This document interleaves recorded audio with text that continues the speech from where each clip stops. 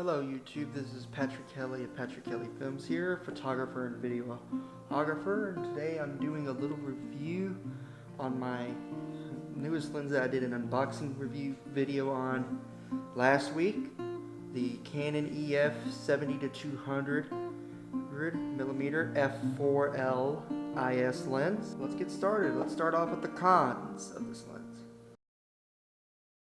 So one of the cons of this lens is it's an f4 aperture, so obviously when you buy it, you know what you're getting.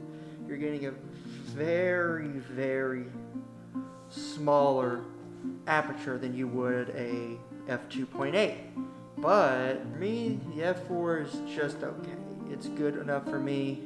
I'm not doing much low light work right now. I'm mainly doing wildlife, portraits, and hopefully I'm gonna expand on that one day. Another con is it is front heavy.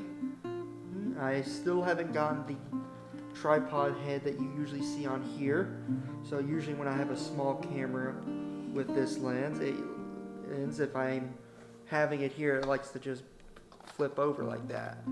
Luckily it doesn't come off the camera. Another con, I would say for me it's not a big deal, but from others it might be a bit of a turn off when buying this, is the zoom is kind of loose, so you can accidentally do it like once you have your perfect shot, and then the focus, once you get up to 1.5 meters, it can go up to 1.2 meters, which is about 4 feet.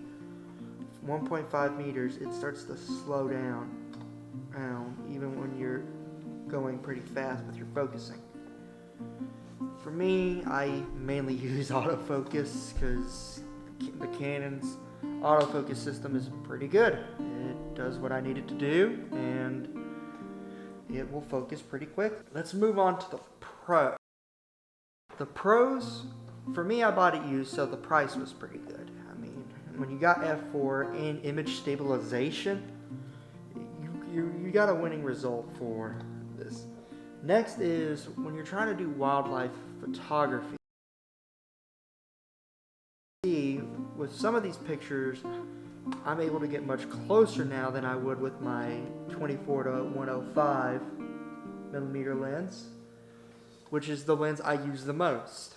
This lens has helped me get much closer, not so much closer, but a lot closer than I would with the 24-105.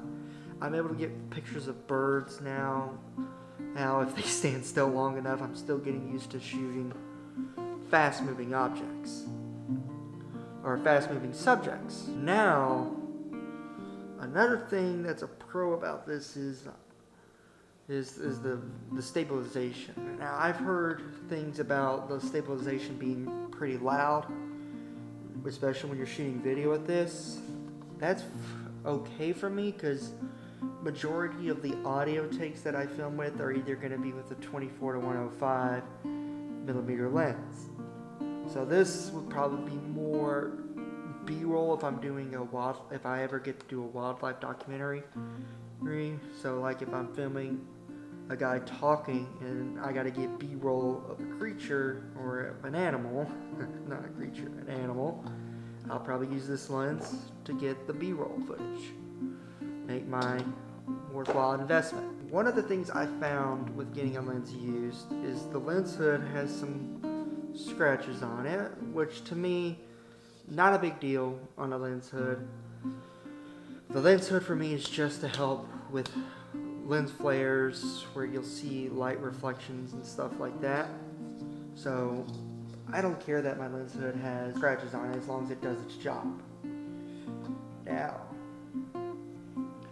so since I've started using this lens since last week, I've been using it a lot more, and I'm keeping it at 1.2 meters to infinity instead of 3 meters to infinity. You get these two options on your focusing distance.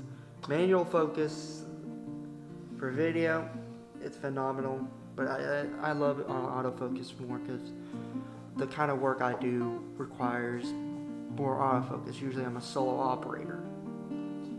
Image stabilizer, we always keep that on unless we have it on a tripod.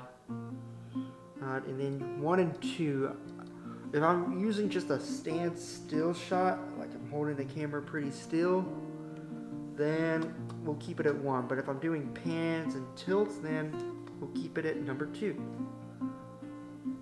But most of the time I'm using just standstills. So I've decided I'm moving it to number 1 now. So overall, this has been a pretty good investment. I'm showing y'all some of the pictures, some of the video that I've been taking with it.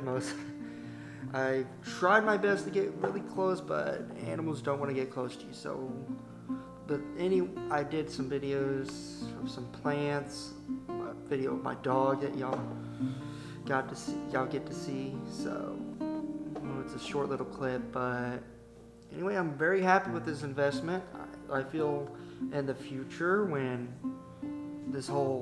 hopefully when we all get when this pandemic is over and we're able to go outside a lot more without all the necessary precautions, I'll be able to do much more work with this lens. But so far, majority of my work has been the 24 to 105. I know this lens will come in handy one day, and I'm fairly happy with it. Thank y'all for watching. If you like, subscribe, whatever you want to do, thank you.